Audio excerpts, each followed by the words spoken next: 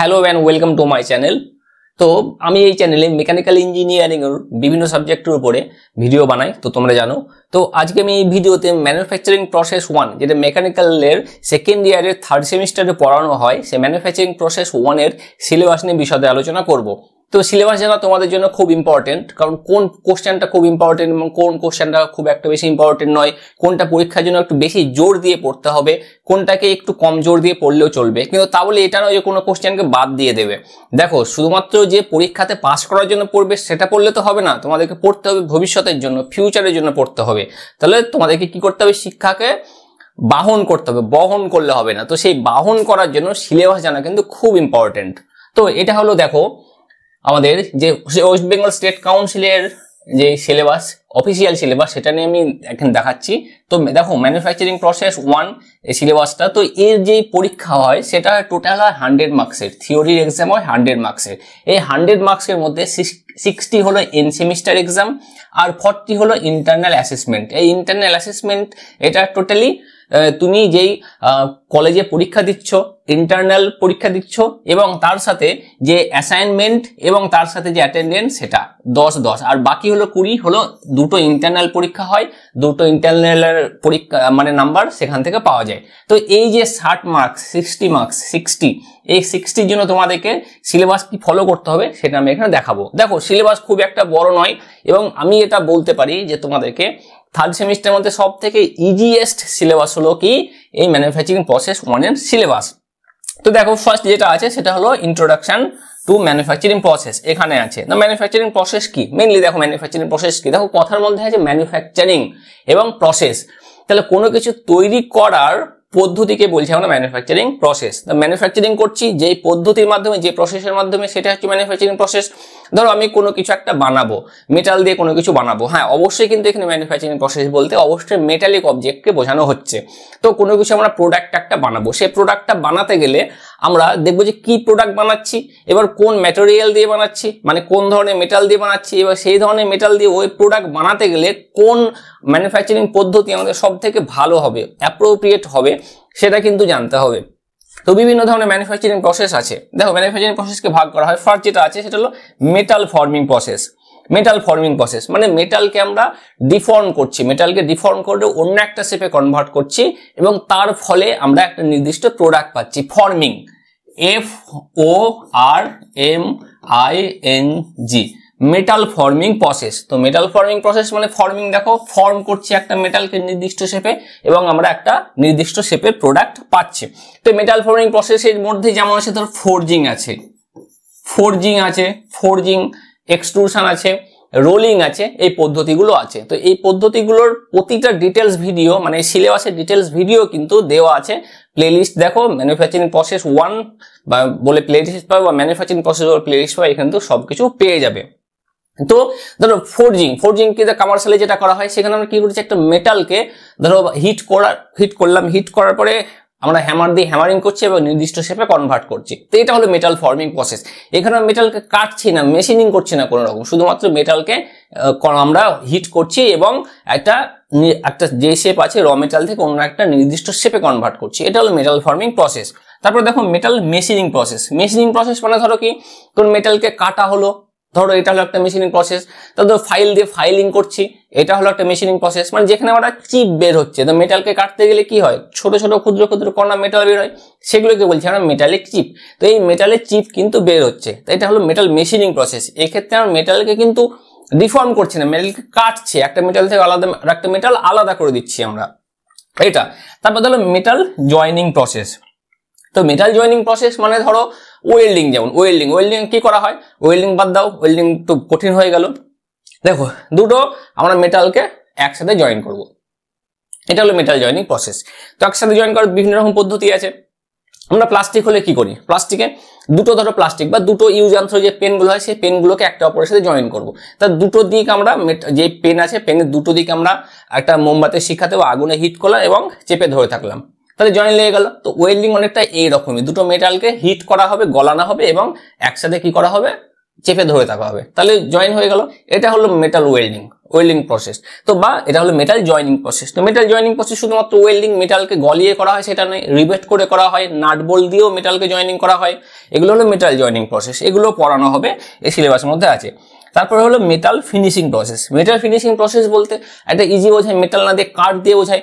ধরো কাঠ দিয়ে কোনো কাঠ মিস্ত্রি কোনো কিছু বানালো, তার সারফেসটা স্মুথ হয় না, স্মুথ করার জন্য কি করে স্যান্ড পেপার দিয়ে একটু সারফেসটাকে স্মুথ করে দেয়, একটু ঘষে দেয়, তারপরে কি করে ধরো রং দেয়, তাহলে আরো বেশি সারফেস স্মুথ হয়। তাহলে এগুলো হলো কি surface finish process, surface finishing process. তো মেটালের ক্ষেত্রে আলাদা রকম। মেটালের ক্ষেত্রে আমরা প্রথমে কি করব, ফাইল দিয়ে ফাইলিং করব, তারপর ধরো স্যান্ড পেপার দিয়ে আমরা একটু উপরটাকে ঘষে দেবো, তাহলে এরকম ভাবে মসৃণ হয়ে যাবে। তারপর আরেকটা অ্যাডভান্স পদ্ধতি, সেটা হলো সুপার ফিনিশিং প্রসেস আছে, এরকম আছে। তো এইগুলো কি, এইগুলো হলো মেটাল ফিনিশিং প্রসেস। তারপর দেখো কি আছে ফোর্জিং প্রসেস। তো ফোর্জিং প্রসেস কি আমরা বললাম একটু আগে, কমার্শিয়ালি যেটা করা হয়, ধরো একটা মেটাল নিব, মেটালকে আমরা এটা কি করব, হিট করব, হিট করার পরে সেটাকে আমরা হ্যামারিং করব, বারবার আঘাত করব, তো রিপিটেড ফোর্স অ্যাপ্লাই করব বা কন্টিনিউয়াস প্রেসার অ্যাপ্লাই করব, নিয়ে এটা থেকে আমরা এরকম ধরনের ছিল, এটা থেকে এরকম ধরনের প্রোডাক্ট পেয়ে গেলাম। তো এটাকে বলছি আমরা ফোর্জিং। তো এই ফোর্জিং এর অ্যাডভান্টেজ, ডিসঅ্যাডভান্টেজ, ফোর্জিং এর প্রকারভেদ, অ্যাপ্লিকেশন, এইসবগুলো কিন্তু এই ক্ষেত্রে পড়া হবে। ফার্দার যদি আমরা সিলেবাসকে দেখি, তারপর দেখো এই মেটাল ফর্মিং প্রসেসের মধ্যে দেখো রোলিং আছে আর এক্সট্রুশন আছে। রোলিংটা কি, রোলিংটা হলো ধরো তোমরা আখ তৈরি করা, আখের জুস তৈরি করা মেশিন দেখেছো, কি হয় তাদের দুটো রোলার থাকে, এই একটা রোলার, এই একটা রোলার, তার মধ্যে দিয়ে আখ পাস করা হয়। তো আখের বদলে মনে করো যে হিটেড মেটালকে পাস করা হচ্ছে, হিটেড মেটালকে পাস করা হলে কি হবে, ধরো এটার থিকনেস এরকম ছিল, থিকনেস, এই থিকনেসটা কমে গিয়ে এখানে চলে এলো, এটাকে বলছে মেটাল রোলিং প্রসেস। দুটো রোলার থাকবে, দুটো রোলার থাকবে এবং সেই দুটো রোলারের মধ্য দিয়ে মেটালকে পাস করা হবে। তো মেটালের মধ্যে প্রেসার অ্যাপ্লাই হবে, তাহলে মেটাল থিকনেস কমে যাবে, এটা হলো মেটাল রোলিং প্রসেস। তো মেটাল রোলিং প্রসেস বিভিন্ন রকমের হয়ে থাকে, তার প্রকারভেদ, অ্যাডভান্টেজ, ডিসঅ্যাডভান্টেজ, অ্যাপ্লিকেশন, এইসবগুলো পড়া হবে। তারপর ধরো এক্সট্রুশন প্রসেস। এক্সট্রুশন প্রসেস একটা ডেইলি লাইফের এক্সাম্পল দিই, যেমন ধরো আমরা প্রতিদিন সকালে টুথপেস্ট ব্রাশ দিয়ে ব্রাশ করি, আমরা দাঁত ব্রাশ করি, তো তার ফলে দাঁত চকচকে হয়, পরিষ্কার হয়, ঠিক আছে। তো এটা, তো আমরা বিভিন্ন কোম্পানির বিভিন্ন ব্র্যান্ডের টুথপেস্ট ইউজ করে থাকি, কিন্তু প্রতিটার দেখবে একটা টুথপেস্ট টিউব থাকে। সেই টুথপেস্ট টিউব থেকে যখন আমরা টুথপেস্ট বের করি, দেখবে টুথপেস্টের যে টিউবের ওপেনিংটা কি থেকে সার্কুলার থাকে, গোল থাকে, ফলে যে রডের মতো বা সার্কুলার ক্রস সেকশনের কি টুথপেস্ট বেরিয়ে আসে। তো এটার ওইটার যদি ওটার বদলে যদি মেটাল থাকতো তাহলে কি হতো, মেটাল বেরিয়ে আসতো। এটা হলো এক্সট্রুশনের একটা পদ্ধতি। তো এক্সট্রুশনে কি হয়, এক্সট্রুশনে একটা সিলিন্ডার থাকে, সিলিন্ডারে একটা ওপেনিং থাকে, এটা হলো ওপেনিং। এবার এই যে ওপেনিং আছে, এই এখানে ওপেনিং দিয়ে কি বেরোবে, মেটাল বেরোবে। তো এখানে আমরা কি দিলাম, এখানে দিলাম হিটেড মেটাল দিলাম, এই ধর মনে করো হিটেড মেটাল। এবার এটার উপর প্রেসার অ্যাপ্লাই করা হবে, এটার উপর মনে করো যে প্রেসার অ্যাপ্লাই করা হচ্ছে, প্রেসার অ্যাপ্লাই যখন করা হবে তখন কি হবে, তখন এই যে মেটাল আছে, এই এখান থেকে মেটাল বেরিয়ে আসবে। তাহলে এই ওপেনিংটা যদি গোল হয় তাহলে এটার কি হবে, এটাও গোল হবে, সার্কুলার ক্রস সেকশন হবে। এবার এই ওপেনিংটা যদি চারকোনা হয় তাহলে এখানে যে মেটালটা বেরোবে সেটাও কিন্তু এই রেক্ট্যাঙ্গুলার ক্রস সেকশন হবে। তো এটা হলো এক্সট্রুশন প্রসেস, বুঝে গেছো। নেক্সট দেখো কি পদ্ধতি আছে, নেক্সট যে পদ্ধতি আছে সেটা হলো press working process. Press working প্রসেসকে আমরা কি বলতে পারি, একটা নাম দিই, সেটা হলো sheet metal working process, sheet metal working. তো শীট মেটাল ওয়ার্কিং মানে ধরো কোনো শীট মেটালের উপর আমরা কোনো কাজ করব, এটা শীট মেটাল হবে, এই ধরো শীট মেটাল, তার থিকনেস খুবই কম, এটা হলো শীট মেটাল। এই শীট মেটাল থেকে ধরো বিভিন্ন অংশ কেটে নেওয়ার পদ্ধতিকে বলছি আমরা শীট মেটাল ওয়ার্কিং। এবার শুধুমাত্র কেটে নেওয়া নয়, কেটে নেওয়ার পরে অন্য কোনো কাজে সেটাকে ব্যবহার করলাম। তারপরে সবচেয়ে বড় কথা, এই যে আমরা দেখছি প্রেস ওয়ার্কিং বা শীট মেটাল ওয়ার্কিং প্রসেস, একটা প্রেস মেশিনের মাঝে রাখা হয়। প্রেস মেশিন দুই দিক থেকে প্রেসার পড়ছে এবং প্রেস মেশিনের ফলে এখান থেকে অংশ কেটে নেওয়া হবে। এই প্রেস মেশিনে বিভিন্ন রকম পদ্ধতি আছে এবং বিভিন্ন অপারেশন আছে, যেমন ধরো cutting, bending, drawing, punching, blanking, notching, lancing, piercing, coining, embossing. এটা কয়েনিং মানে যেই পদ্ধতিতে কয়েন তৈরি করা হয়, 1 টাকা, 2 টাকা, 5 টাকা, 10 টাকা, 20 টাকার কয়েনগুলো এই কয়েনিং পদ্ধতিতে করা হয়। বিভিন্ন ধরো পদ্ধতি আছে, তার সাথে এই যে পদ্ধতি কিভাবে কাজ করে সেটাও এখানে বোঝানো হয়েছে। তো এটা গেল। এরপরে ইউনিট 3 তে দেখো কি আছে, মেশিনিং আছে। মেশিনিং মানে হলো ধরো মেশিনিং এর সাথে যুক্ত এই ইউনিট 4, সেটা হলো লেদ মেশিন। তো এই লেদ মেশিনে ধরো কি সব প্রিন্সিপাল টুল কি ইউজ করা হয়, তারপরে মেটালকে আমরা মেশিনিং করবো, চিপ তৈরি হয়, সেই সবগুলো দিয়ে বোঝানো হয়েছে। তারপর ধরো বিভিন্ন রকম ভাবে আমরা ধরো যে টুল ইউজ করছি, যেমন ধরো আমি পেনটা ইউজ করি, পেনটা একটা টুল হিসেবে। যদি এই সারফেসের উপরে আমি খুব বেশি প্রেসার দিয়ে লিখি তাহলে সারফেসটাও যেমন নষ্ট হবে, এই পেনটাও নষ্ট হবে। সেরকম ভাবে কোনো কিছু আমরা যদি কাটিং করি, কোনো কাটিং টুল থাকে, সেই টুলটার উপর যদি আমরা সঠিক পদ্ধতিতে কাটিং না করি টুলটা দিয়ে, তাহলে কিন্তু টুলটা খুব তাড়াতাড়ি নষ্ট হয়ে যাবে, সেরকম ব্যাপার। আর ধরো এখানে আছে লেদ মেশিন। লেদ মেশিন হলো এক ধরনের মেশিন যেখানে আমরা বিভিন্ন অপারেশন করতে পারি, যেমন ধরো centering, facing, turning, parting off, under cutting, grooving, knurling, drilling, boring, এইসব অপারেশনগুলো আমরা করতে পারি। তারপরে একটা মেশিন, যে মেশিনের কি কি পার্ট আছে সেই সবগুলো সম্পর্কে পড়বো। লেদ মেশিন এটা। তারপরে আছে কাস্টিং প্রসেস। কাস্টিং প্রসেস একটা হলো metal forming process. Metal casting, অবশ্যই এখানে মেটাল নিয়ে কথা হবে, অন্য কিছু নিয়ে, অন্য কোনো ম্যাটেরিয়াল নিয়ে কথা হবে না। তো কাস্টিং প্রসেসে কি করা হয়? কাস্টিং মানে যাকে আমরা বলি পাতি কথায় ঢালাই লোহা, মানে চলতি ভাষায় বলে থাকি ঢালাই লোহা। মানে ধরো মেটালকে গলানো হলো, র মেটালকে গলানো হলো ফার্নেসে, গলানোর পরে একটা নির্দিষ্ট শেপ আছে, সেই শেপের মধ্যে ঢেলে দেওয়া হলো এবং জমতে দেওয়া হলো। তাহলে কি হবে? যে শেপের মধ্যে ঢালা হলো সেই শেপের আকার নিয়ে নেবে। তো এটা হচ্ছে মেটাল কাস্টিং প্রসেস। তো এটাকে মোল্ডিং প্রসেসও বলা হয়। তো এই মোল্ডিং প্রসেসটা বা কাস্টিং প্রসেসটা যেখানে করা হয়, যে শপের মধ্যে করা হয়, সেটাকে বলি আমরা ফাউন্ডারি শপ। এবং ফাউন্ডারি শপের মধ্যে মোল্ডিং প্রসেস করার ফলে যে প্রোডাক্টটা পেলাম সেটাকে আমরা বলে থাকি কাস্টিং। তো এখানে প্যাটার্ন ইউজ করা হয়। প্যাটার্ন মানে ধরো আমরা যেই ধরনের প্রোডাক্ট বানাবো তার একটা ডুপ্লিকেট প্রোডাক্ট। মানে ধরো মেটালের প্রোডাক্ট বানাবো কিন্তু আমরা কাঠের একটা ডুপ্লিকেট বানিয়ে নিলাম। মানে আমাদের একটা রেফারেন্স লাগবে, তো আমরা কি ধরনের প্রোডাক্ট বানাতে চলেছি সেটাকে বলছি আমরা প্যাটার্ন। এই প্যাটার্নকে কাজে লাগিয়ে আমরা বালির মধ্যে, মোল্ডিং স্যান্ডের মধ্যে, বালির মধ্যে একটা ব্ল্যাঙ্ক তৈরি করি, যেটা প্যাটার্ন। মনে করি এটা আমাদের প্যাটার্ন। তো এটার আমরা বালির মধ্যে এটাকে চেপে ধরলাম, উপর দিক দুই থেকে চাপা দিয়ে দিলাম, তারপরে তুলে নিলাম। তাহলে কি হবে? একটা বালির মধ্যে এইরকম একটা শেপ তৈরি হয়ে যাবে। তারপরে শেপে ফাঁকা অংশের মধ্যে আমরা হট মোল্টেড মেটাল ঢেলে দিলাম, গলিত মেটাল। তাহলে পেনের মতো একটা মেটালের পেন হয়ে যাবে। বুঝা গেল? এটা হচ্ছে কাস্টিং প্রসেস। তো কাস্টিং প্রসেস আছে। তারপর হচ্ছে জয়েনিং প্রসেস। জয়েনিং প্রসেসের মধ্যে ওয়েল্ডিং আছে, ব্রেজিং আছে, সোল্ডারিং আছে। তো ওয়েল্ডিং কি? ওয়েল্ডিং মানে হলো দুটো মেটালকে জয়েন করা। যেমন ধরো আমাদের গ্রিলে কি হয়? গ্রিলে বিভিন্ন রকম শেপ থাকে। এরকম ধরো এরকম শেপ থাকে, এরকম শেপ থাকে, এরকম শেপ থাকে। ধরো গ্রিলে শেপ থাকে আর কি, এই গ্রিল হয়, এইরকম ধরনের গ্রিল হতে পারে, ধরো এরকম গ্রিল হয়। তো এরকম ধরনের যখন গ্রিল হয়, তো দেখো বিভিন্ন জায়গায় দেখো জয়েন আছে। দেখো এখানে জয়েন আছে, এখানে জয়েন আছে, এখানে জয়েন আছে। এইসব জয়েন যেগুলো আছে, এই জয়েনগুলো ওয়েল্ডিং প্রসেসে করা হয়। মানে ধরো এই যে মেটাল আছে, মেটালকে গলানো হবে এবং গলানোর ফলে কি হবে? এই দুটো অংশ, এইখানে অংশটুকু কি হবে?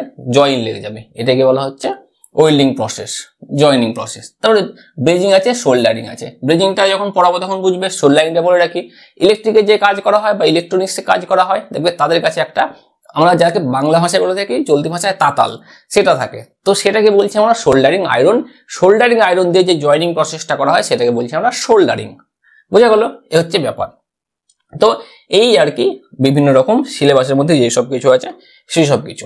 এবার এখানে তোমাদের একটা সব থেকে বড় প্রশ্ন থাকে যে স্যার কোন বই ফলো করব। দেখো তোমাদের যে সিলেবাস আছে, স্টেট কাউন্সিল থেকে যে সিলেবাস দেওয়া হয়েছে, সেই সিলেবাসের মধ্যে থেকে বিভিন্ন নামের বই দেওয়া হয়েছে। দেখো 1 থেকে 9টা বইকে সাজেস্ট করা হয়েছে। ফার্স্ট যেটা আছে, 1 নম্বরে যেটা আছে, সেটা হলো elements of workshop technology volume 1 and volume 2। দেখো রাইটারকে SK হাজরা চৌধুরী, বোস অ্যান্ড রায়। এটা তো তোমরা যদি বলো ওয়ার্কশপ টেকনোলজি বা ম্যানুফ্যাকচারিং প্রসেস নিয়ে বই নেবো, ভলিউম 1 আর ভলিউম 2, এবং যদি বলে থাকো হাজরা চৌধুরী, পুরো নাম মনে রাখতে হবে না, হাজরা আর চৌধুরী, হাজরা চৌধুরী যদি বলো তাহলে কিন্তু তোমাদেরকে দুটো বই দিয়ে দেবে। তোমরা অনলাইনে কিনতে পারো বা অফলাইনেও কিনতে পারো। যদি অনলাইনে কিনতে চাও তো ডিসক্রিপশনে তোমরা লিঙ্ক পেয়ে যাবে, সেই লিঙ্কে গিয়ে তোমরা সব থেকে কম দামে যেটা বই অ্যামাজনে লিঙ্ক পেয়ে যাবে, সেখান থেকে তোমরা কিনে নিতে পারো। দেখো সেকেন্ড যেটা আছে সেটা হলো দেখো BS রঘুবংশী, এই বইটা কিনতে পারো, খুব ভালো বই। দেখো 3 নাম্বারটা আমি সাজেস্ট করবো না, 4 নাম্বারটা মোটামুটি PN রাও নিতে পারো। তবে আমি বলবো যদি কিনতে হয় তো অবশ্যই কিন্তু তোমরা কেন 1 নাম্বার অপশনে যেটা আছে সেটা, হাজরা চৌধুরী বইটা কেনো এটা। আর যদি মনে করো যে না হাজরা চৌধুরী কিনবো না, আমি একটু অ্যাডভান্স লেভেলে পড়বো, তো BS রঘুবংশী কিনতে পারো, ঠিক আছে, এটা কিনতে পারো। তো ডিপ্লোমা লেভেল বা পরে যদি মনে করো যে বিটেকও করবো, তবু কিন্তু এই হাজরা চৌধুরী বই কিন্তু এনাফ, এর জন্য কিন্তু এনাফ। আর আর যে বইগুলো আছে সেই বইগুলো তোমরা চাইলে ফলো করতে পারো। তবে এই যে বইগুলো বললাম, elements of workshop technology Hazra Chowdhury, তো ভলিউম 1 আর ভলিউম 2 দিয়ে তোমরা এখানে ইঞ্জিনিয়ারিং মেটেরিয়ালসও পেয়ে যাবে, মেট্রোলজিরও কিছুটা অংশ পেয়ে যাবে। এবার অনেকের এখানে একটা বই তোমরা চয়েস করতে পারো, সেটা হলো যে আর.এস. খুরমি। তোমাদের যদি মনে হয় যে আর.এস. খুরমি পড়বো, তোমরা সেটাও পড়তে পারো, ওই বইটাও ভালো।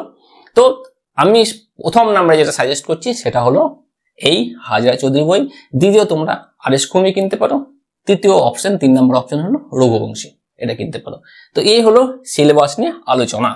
তো শুধুমাত্র এই যে সিলেবাস নিয়ে আলোচনা সেটাই নয়, মানে আমি তোমাদেরকে বলে রাখি, এই চ্যানেলে কিন্তু আমি সিলেবাসে যতগুলো টপিক বললাম সমস্ত টপিকের কিন্তু তোমরা ভিডিও পেয়ে যাবে। দেখো, যেইগুলো ম্যানুফ্যাকচারিং প্রসেস, যেমন ধরো forging, rolling, extrusion, press working, casting, welding, এগুলো পাবে ম্যানুফ্যাকচারিং প্রসেস বলে যেই প্লে লিস্ট আছে সেখানে। আর যে মেশিনিং এবং লেদ যেটা আছে সেটা পাবে তোমরা মেশিন টুলস বলে যেই প্লে লিস্ট আছে সেখানে। সো দুটো প্লে লিস্টের লিঙ্ক কিন্তু ডিসক্রিপশন বক্সে দেওয়া আছে। তো আশা করছি তোমার সিলেবাস ভালোভাবে বুঝতে পারলে।